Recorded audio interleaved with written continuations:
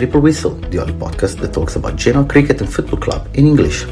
Powered by Genuani Siresta, our guests every week will comment the game performances, players, ratings, tops and flops, here at Triple Whistle. Welcome to Triple Whistle, the podcast that talks about Genoa Cricket and Football Club in English. Today we are connected to talk about the Genoa game played on Saturday afternoon in the Stadio Luigi Ferraris against Parma. Game finished for 3-3. My name is Tobia Salvai. I'm speaking to you from Edinburgh, and today I have a very new guest to the podcast, however, a very honorable member of the Genoa Club UK, Claudio Carlucci, currently talking from Genova, but is based in Edinburgh as I am. Hi, Claudio. How are you?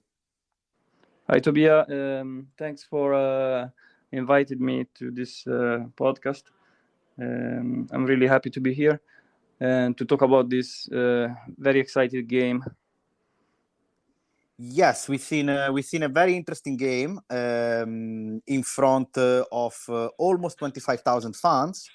A really incredible attendance for Serie B.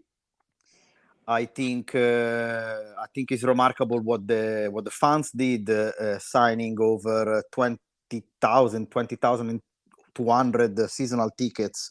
Currently the fifth or the sixth club in Italy for seasonal tickets. Not even in Serie A there are clubs with so many. We even done more tickets than Juventus have. So remarkable from the fans. Yeah, I have to say that the south stand was really full. The Gradinata Sud, The Gradinata Sud was really full of young people, and it was really good to see the Gradinata Sud coming back to the real as he was in the past. Yes. So yeah, the Absolutely. atmosphere was really good at the game. Yes, because Claudio was at the stadium seeing the game, so it would be actually very interesting to see his point of view in regards of the whole Genoa Parma game. Genoa Parma, they started not great for Genoa, to say, because I believe that the first 15-20 minutes Parma came to Genova showing what they're capable of. We're talking of a very strong side, probably the strongest with Genoa and Cagliari maybe. And the first 20 minutes, Parma dominated the game. The two players that they have on the sides with Vasquez, so Dennis Mann and Malé, I never learned how to pronounce it correctly. They really created some troubles for our midfield. Surely they didn't come with the same attitude of Benevento. Oh, absolutely. They came here and they really want to be in charge. They want to be they want to dominate from the first minute. And to have to be honest, they had a clear chance in the very first minutes of the game. I think it was the 10th minute. Then we finally saw, and we firstly saw the strength of our team, the strength of Genoa to turn this around throughout the game. As soon as we managed to take the measures of the opponents, we saw our midfielders, Frendrup overall, starting to recover balls, win every single second ball in the midfield, and finally scoring, I'd say, a very nice deserved goal after, of course, as it always happens with Genoa, an unlucky situation, a ball coming from the left side, perfect pass to Iagello, he shoot, he hit the crossbar, the ball bounced back, Frendrup is there, and on the second attempt he managed to score. So 1-0 Genoa, well deserved. And really shortly after, totally out of nowhere, we witnessed the luck of Parma. Yeah, A it was very like like I think if they try to do that on purpose again, they will fail yeah, 100 100 times times. on 100. Yeah. No, to be honest, I didn't even realize what happened. Obviously, when you're at the game, you're not able to see twice. Yeah, I would say I a didn't poor realize what happened at all. I see just the. I don't. I really didn't understand what happened with the perspective and everything. I didn't even notice the ball was in the touched air by like this. Yeah, it's a poor clearance from our defense, something that could happen throughout the game. One of the Parma strikers, I think was Mann, or I don't remember to be honest, tried a bicycle kick from just barely outside the box. That ball was destined to go not even on the stands, was destined to go outside the stadium. Oh yeah. And he found out of luck the head of Inglese that was perfectly positioned to hit it with the head. 1-1 and Parma back in the game.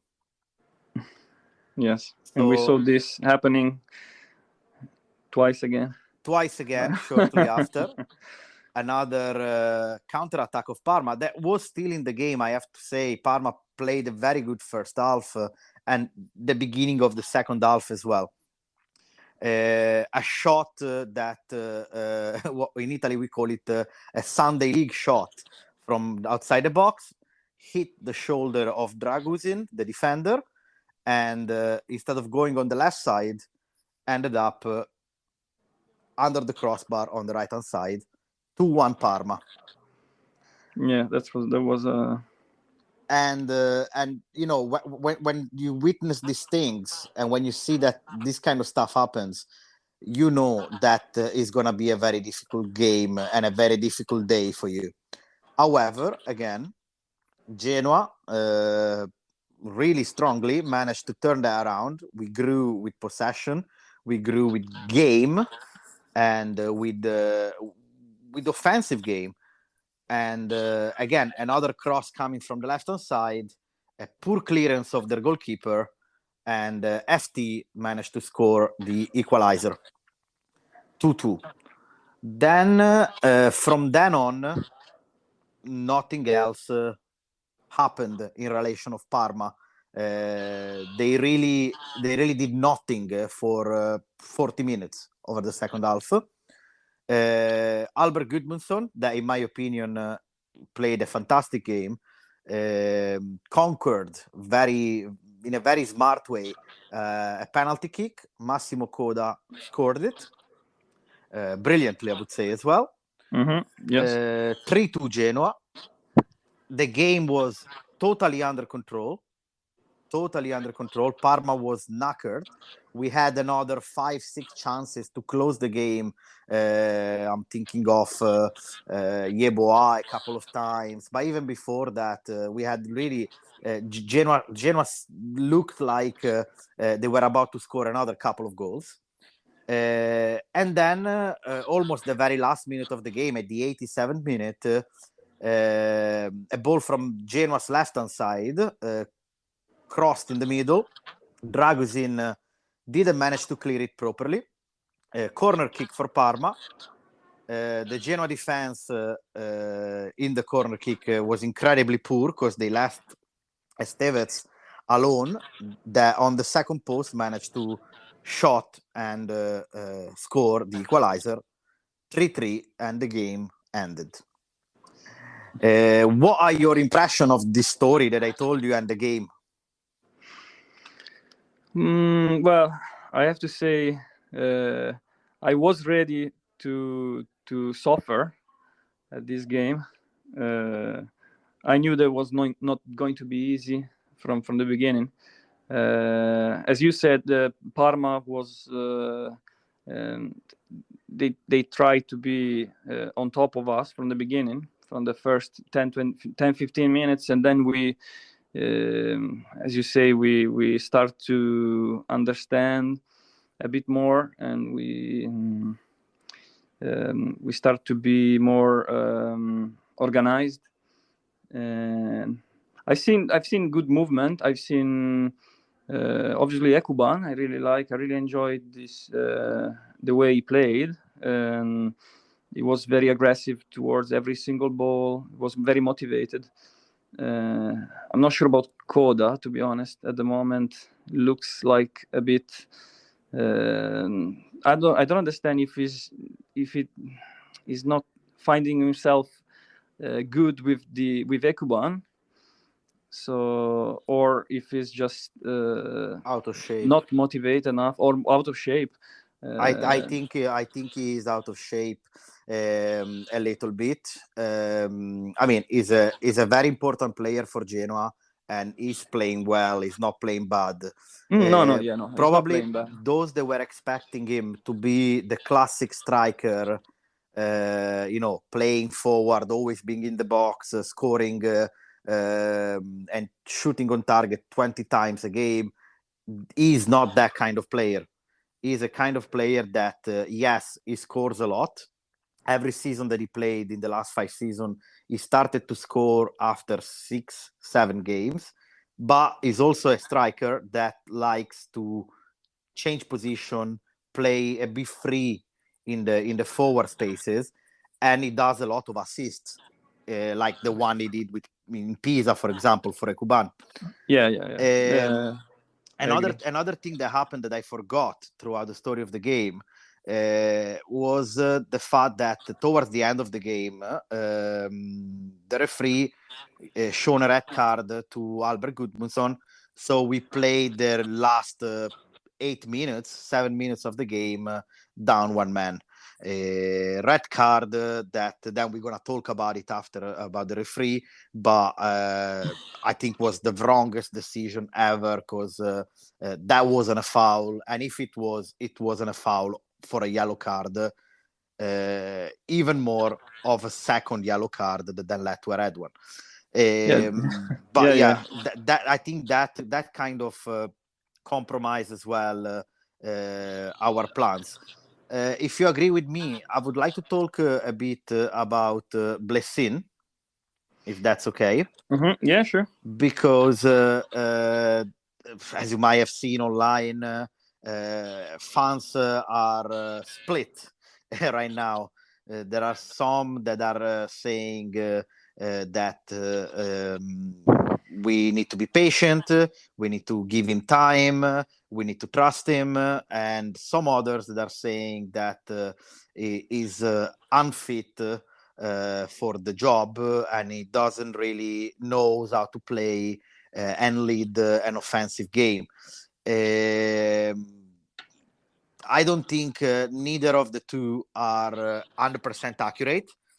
I think that Blessings made a couple of mistakes on the game yesterday, because he completely destroyed our front's game by substituting Koda and Ekuban both at the same time.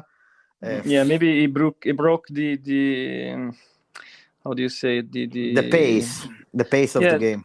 Yeah, there was a kind of a mood, a flow that we were following, and with some of these substitutions, he probably broke this mood, this flow that we were building. Yes, basically, as soon as Yalchin and Yeboah got in the pitch for Koda and Ekuban, Parma defense and Parma center moved 15 meters forward compared to what they were before. Because Koda and Ekuban were both keeping their defense busy, and were allowing Genoa to actually gain possession of the ball, manage the ball properly, and attack the space. Something that Ekuban yesterday did incredibly well. He really played a fantastic game. I have to say that he's really growing.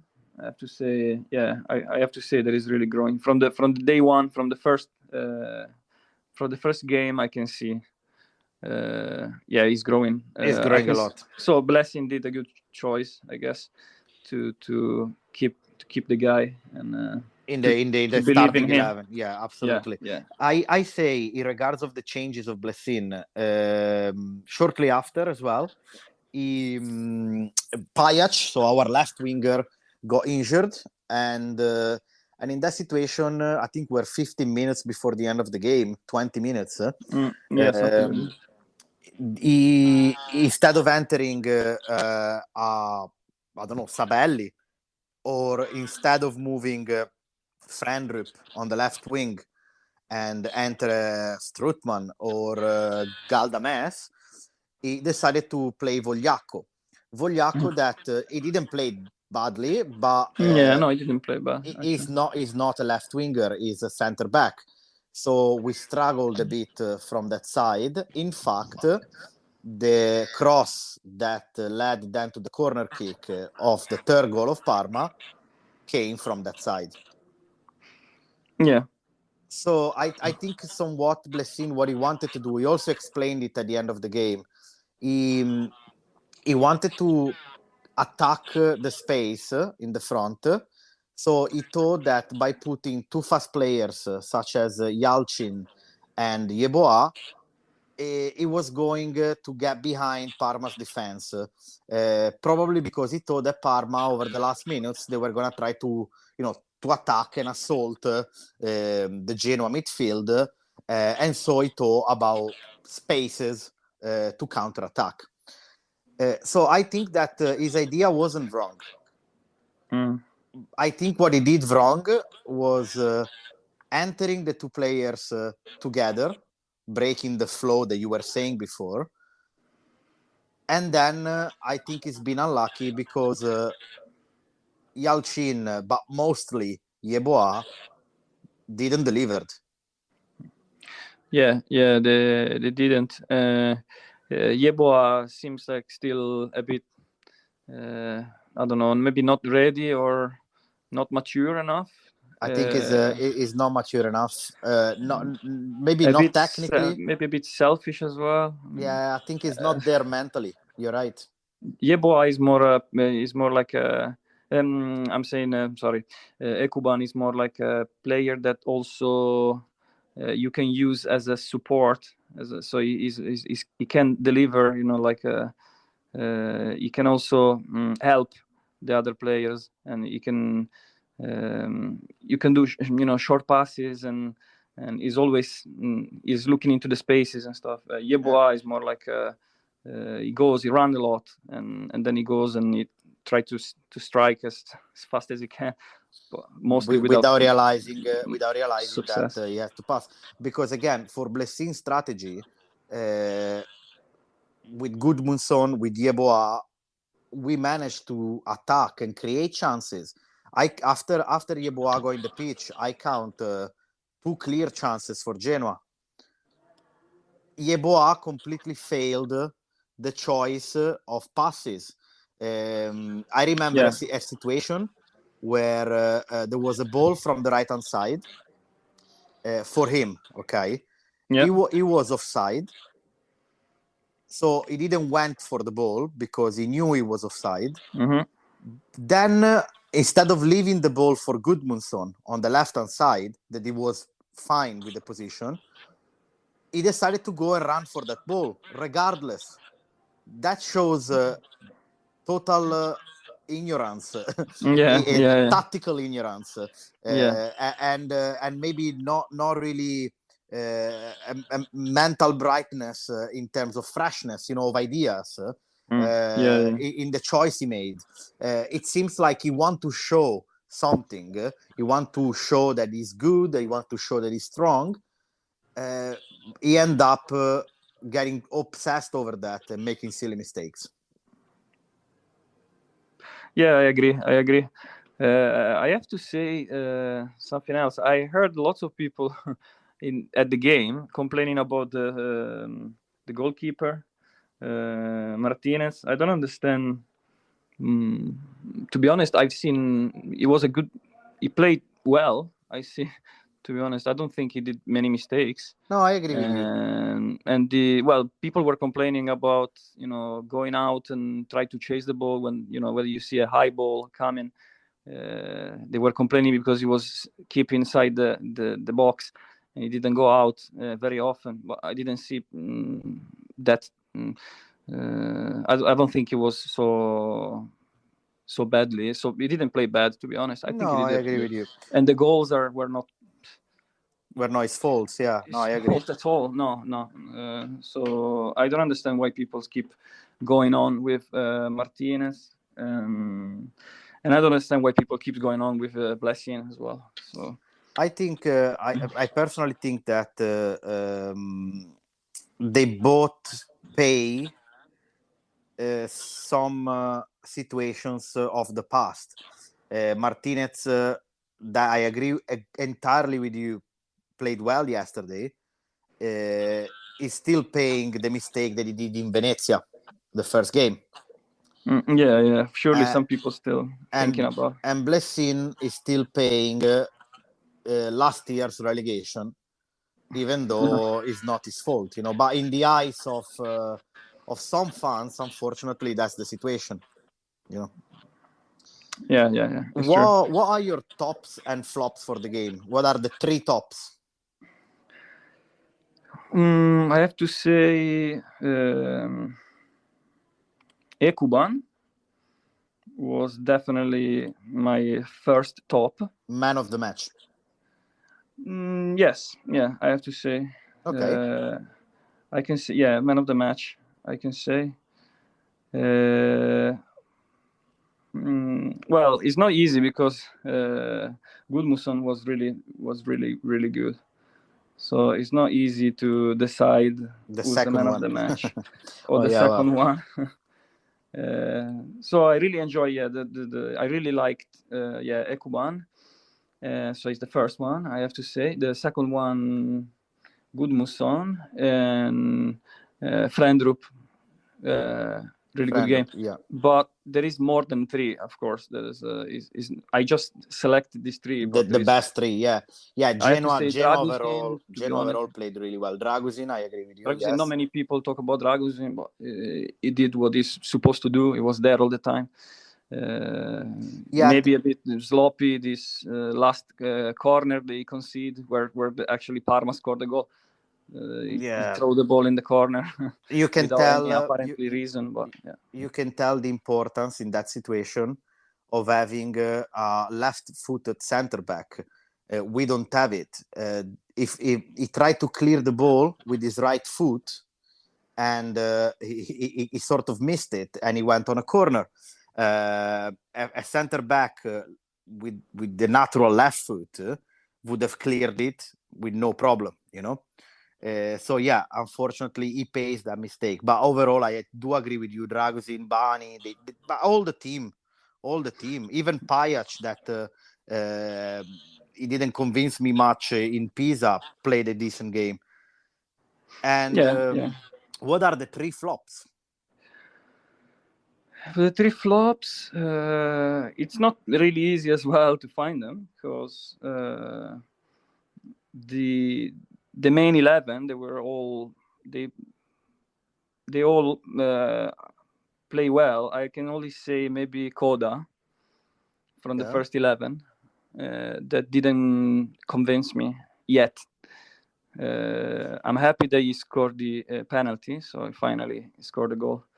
But I didn't see him with the right strength and attitude. Maybe, as you said, he's not fit yet. He's not fit ready yet. I mean, I seen a situation where I totally saw him unfit.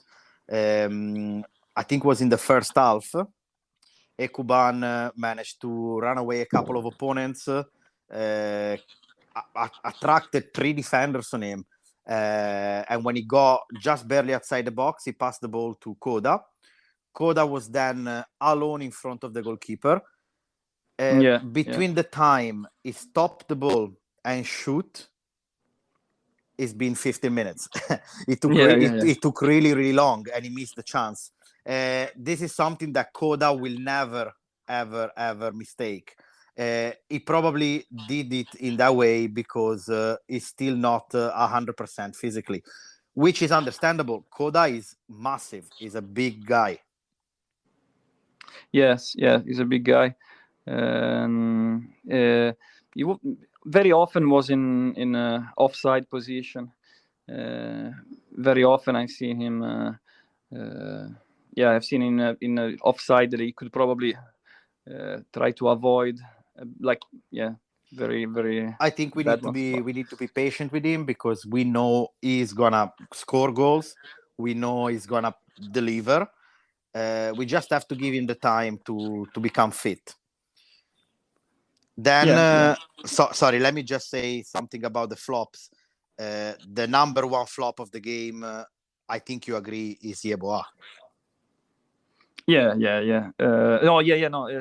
I say Coda just because it was in order, because I started from the starting 11, from the starting 11. But yeah, definitely Yeboah was the number one for the flops. Yeah, I agree. And the third one, if there is a third one. For the third one, I can say maybe not a football player, but maybe I can say Blessin, as only on the talking about the substitution, the way he managed the substitutions. And I'm not saying I'm not complaining about Blessin. I'm just saying that it could be. He could have done a bit, wiser. Yeah, no, I agree with you. I think the mistake of putting the Yeboah and Yalchin together, removing the two strikers all at once, was a big mistake. I agree with you.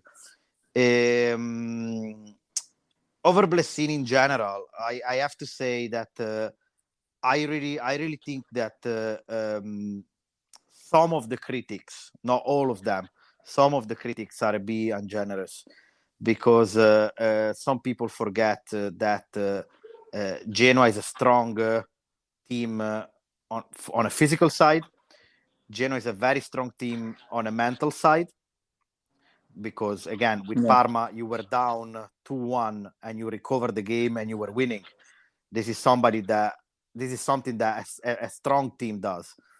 And I think Genoa also yesterday played nice football, played a very good game. I agree. Quite pleasant to watch. And this is Blessin.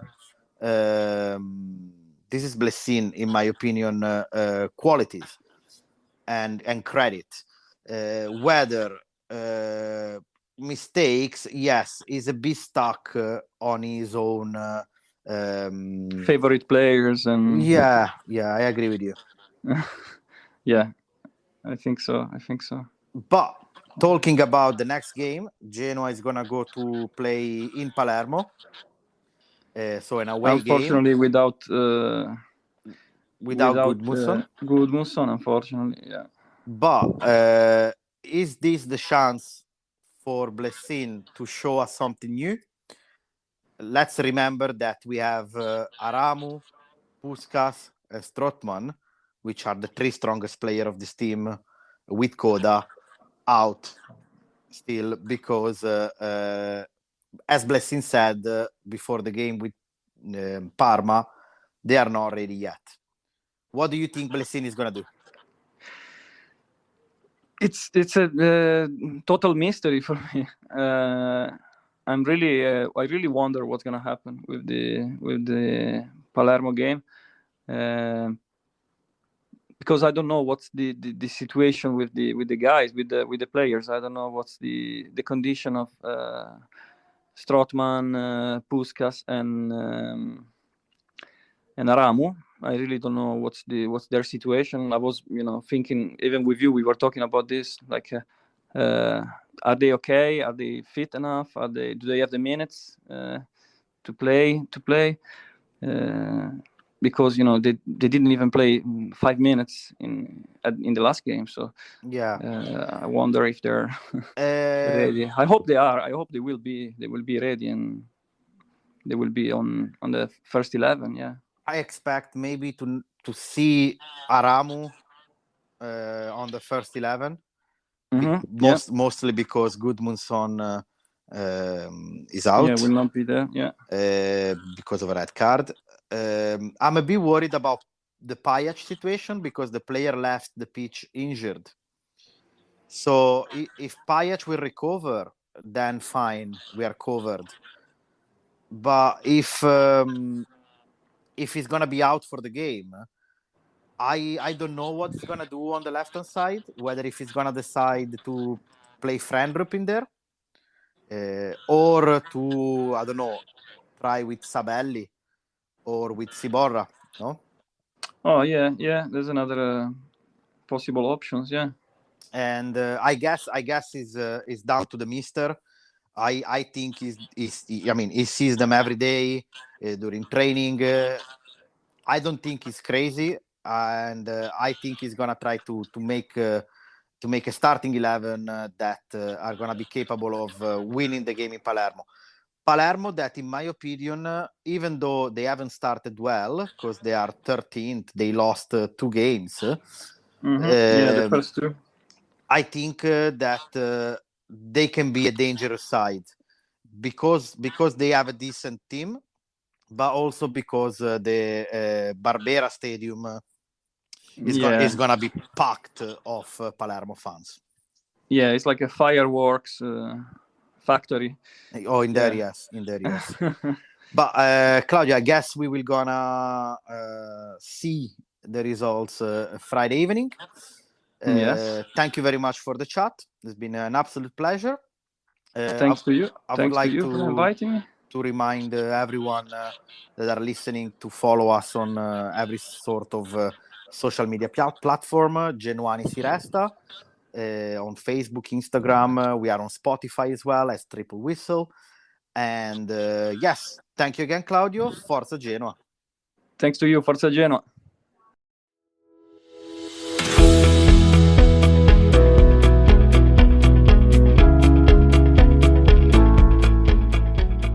You've listened to Triple Whistle, the after game podcast of Genoa Si Resta. See you next week.